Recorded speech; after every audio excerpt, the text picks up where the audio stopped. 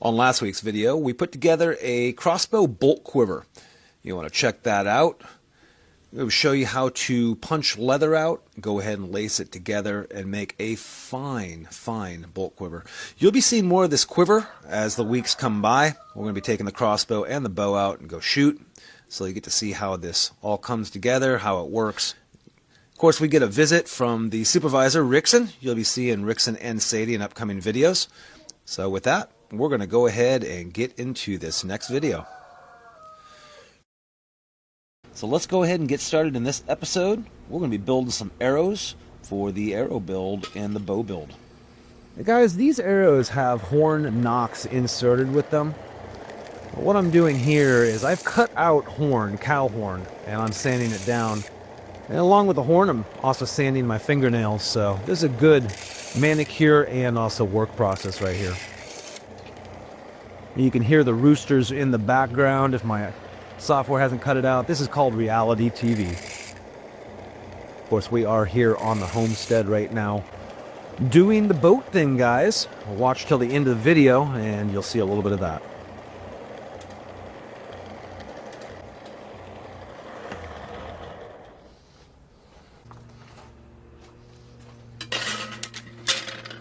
These shafts that I'm using are Port Orford cedar shafting. They are 11/32 round. I'm going to go ahead and mark the ends of these so that way I can get some measurements. Basically, I'm going to be inserting those little horn pieces into the back of these shafts and then gluing them in place, and then we'll end up cutting out the nocks. And what this does is it keeps the wood shaft from splitting because of the pressure of the string. And this was done in medieval times with horn insert.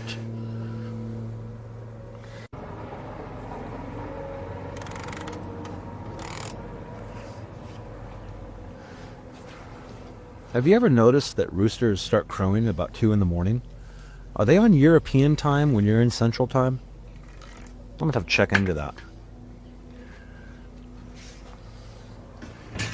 I'm making the lines down the shafting right here. This is going to be my cut line. This is where I'm going to end up cutting to make the groove for the horn inserts.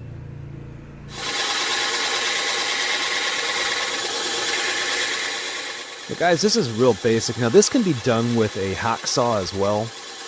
The bandsaw, of course, makes things a lot quicker to do, but this can be done with hand tools. Cutting out the groove. And constantly testing to make sure that those horn inserts fit into them, and then we move on to the next one. And the next one. It just never ends.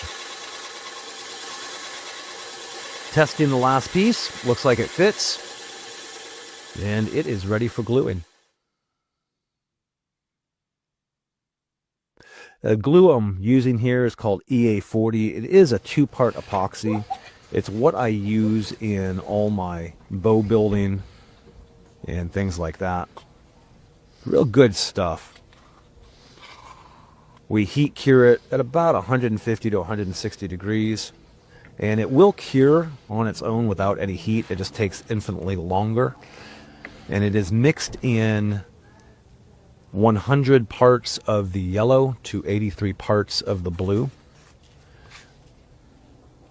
This is the 83 parts blue. And that's by weight. It's measured 1-to-1 by volume.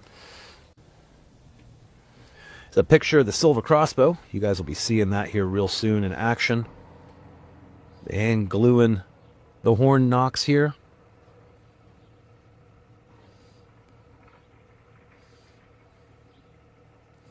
It's a real simple process, just putting the glue onto the horn, into the slot of the wood, slide it in, and it will be clamped and then put into that heat box just off to my right hand side.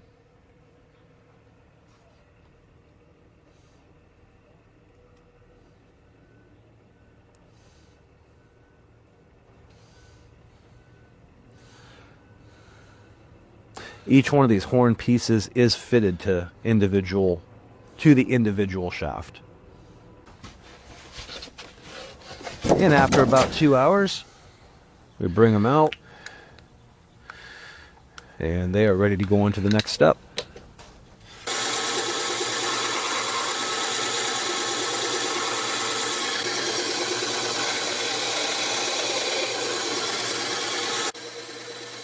From here, we're going to cut out the knock.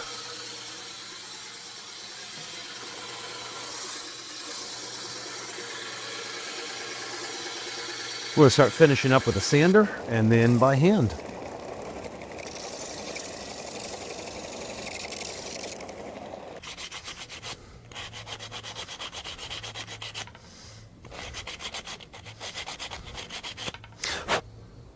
And there's the finished product.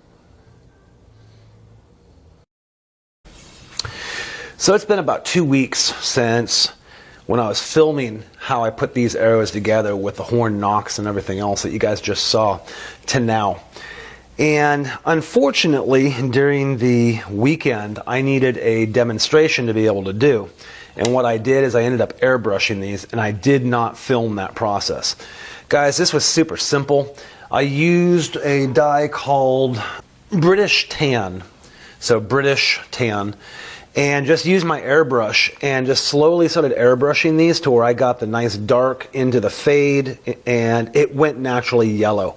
So that was all just one dye that I did this with. 1 white feather for a cock feather, 2 brown for our hen feathers. So we've got 5 more to do. This is a very, very easy process. What I've done is I've already pre-cut my feathers to the length that I want them, and made sure that I have all the feathers that I need. I have all my shafting ready to go. We're going to be using a fletching jig for this project, which makes things go really, really easy.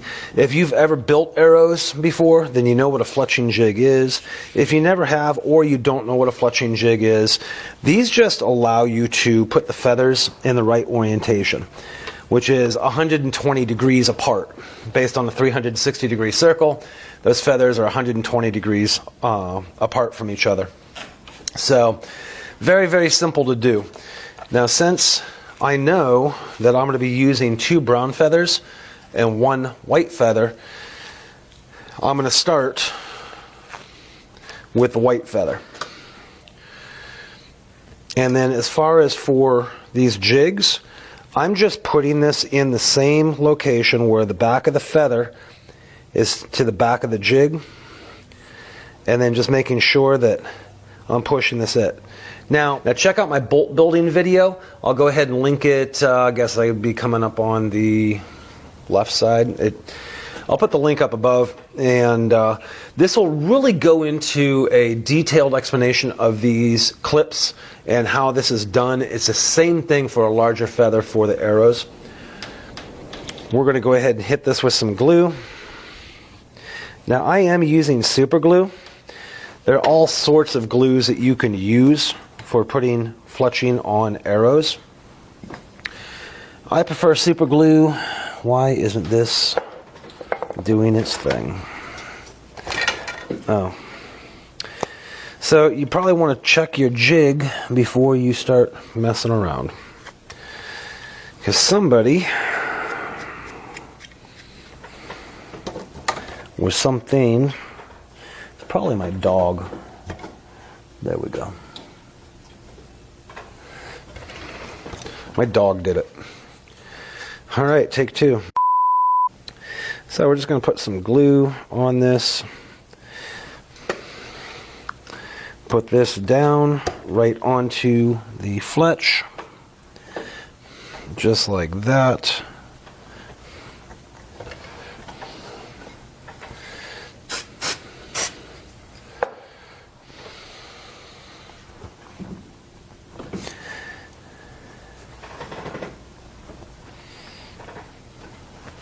And then we're just going to go ahead and do the same thing to the other one.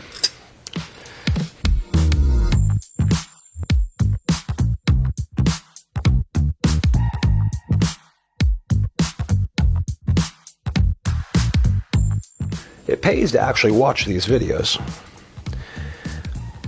I have decided that I am going to give a bow away, and I think it's going to end up being a Rebellion off the old form, so the OG.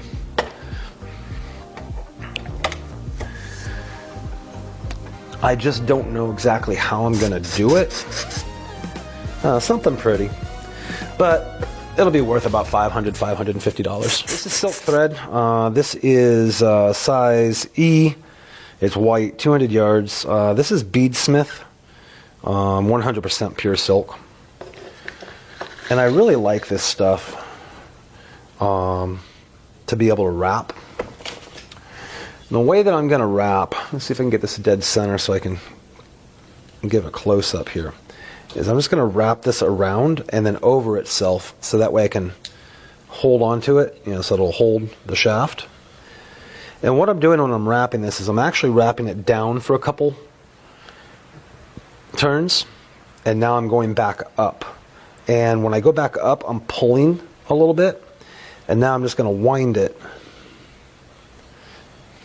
until I start going over the tips of the fletch. And once I start going over the tips of the fletch, I'll wind those 3 or 4 times, making sure all of them are being wound. Because obviously this is holding, for some reason that's slipping off. This is holding the, there we go. And then once I have wrapped those, then I'm just going to end up going up about 1/4 of an inch from my low wrap. And then I'm just keeping the same angle.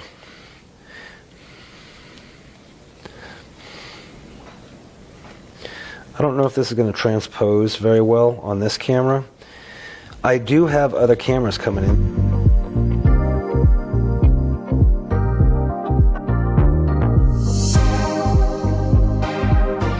And then I'll wrap the backs 3 or 4 times and then build it up. And then I'm going to go up to the bottom of where that horn goes into the knock, and then I'm going to wrap this around that for about 3/8 of an inch to 1/2 inch. Just like that. I'm going to cut it. Then I'm going to take a little bit of glue and put that on the silk, and then that tail will lay down, and then now I can take some more glue. Now the reason why I'm doing this is that glue is soaking into the silk, which is over where that horn goes into the wood shaft, so it's creating a strong point. And then on the front I'm going to do the same thing, a little bit of glue, we're soaking it in, which is now holding the front of this fletch down. The wraps on these hold the fletch down. So this one has 1, 2, 3, 4, 5, 6, 7, 8 across a 5-inch fletch. And then the tail is wrapped, so it's being held down there, and then the horn is being secured. And that gives a very, very strong arrow. Hey guys, so there you go. That's how we do arrows. Now guys, this video wasn't so much an instructional on how I did it, more so just kind of showing you that I did do it. And then, unfortunately, I didn't get the airbrushing on film for the shaft. It's kind of too bad, but we'll end up doing some more arrows and be able to do that again. And then I'm not showing how to do the tips.